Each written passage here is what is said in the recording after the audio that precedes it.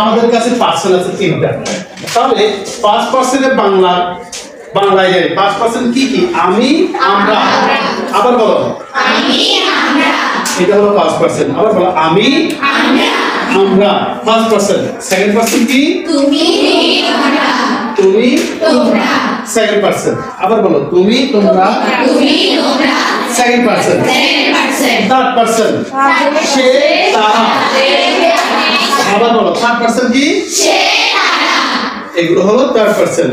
এখন ওখানে আলাদা করো আমরা, তোমরা, তারা।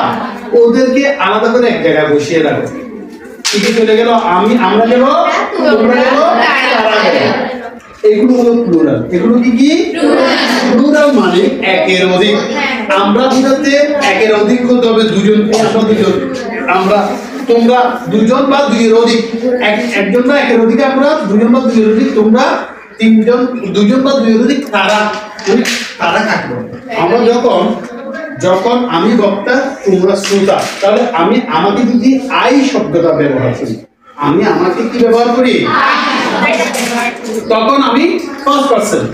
যখন আমি আমাকে ব্যবহার করতেছি আই শব্দটা করি নাই, মিস্টার আব্দুর রহমান স্যার এরকম করে বলেছি, তখন আমি নিজেকে থার্ড পারসন মনে করেছি। দেখো ফার্স্ট পারসন আবার থার্ড পারসন, ফার্স্ট পারসন আবার কি থার্ড পারসন। তো এখানে আমরা, তোমরা, তারা, ওগুলো কি যখন আমরা আলাদা করে ফেলবো তখন থাকলো কি আমাদের কাছে আমি, তুমি, সে। তাহলে ফার্স্ট পারসন আমি, ফার্স্ট পারসন কি আমি, সেকেন্ড পারসন কি তুমি, থার্ড পারসন সে। এখন সে বলতে একজন, তুমি বলতো একজন, আমি বলতো একজন।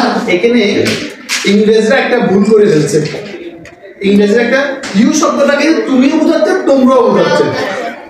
ওরা ব্যবহার করে ইউ। আমরা বাঙালিরা কিন্তু তুমি বলি বন্ধুকে, আপনি বলি বড়দেরকে শ্রদ্ধা করি, ঠিক আছে? উনি বলি আরেকটা শ্রদ্ধা দেখানোর জন্য, ঠিক আছে? কিন্তু ইংরেজির সবার জন্য একটা শব্দ ইউ, সবার জন্য কি একটা শব্দ ইউ ব্যবহার করতেছে।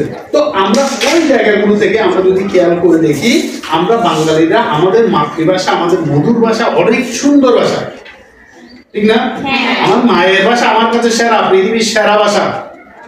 কেন? আমার ভাষায় আমরা মানুষের অন্তর ছুঁয়ে যায় এরকম কথাগুলো ব্যবহার করতে পারি। ইংলিশটা ওখানে একটা মাঝখানে কথা বলি, যখন তোমার খিদে লাগছে, mother I am hungry, please